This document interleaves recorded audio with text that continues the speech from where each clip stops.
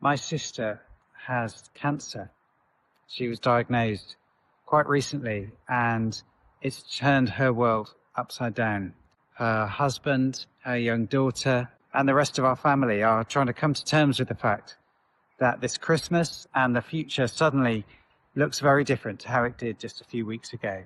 It's made me realize how often I take for granted what the future is going to hold, how often I assume the future is going to be just like the past.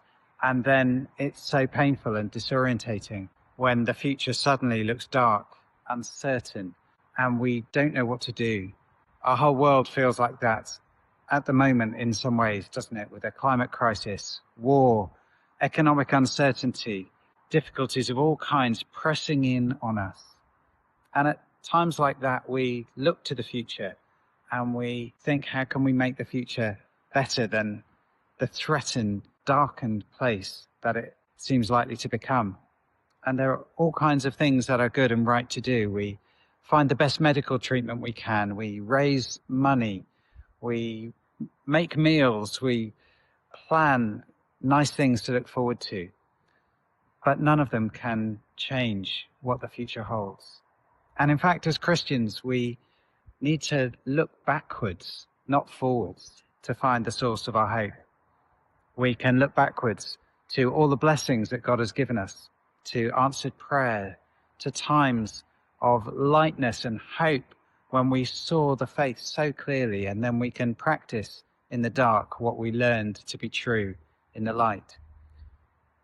But most of all, we need to look all the way back 2,000 years to the birth of Jesus, a tiny, fragile baby born unnoticed by almost the whole world, but a birth that changed everything forever.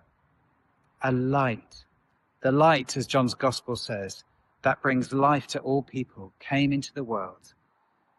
And the light shines in the darkness, and the darkness cannot overcome it.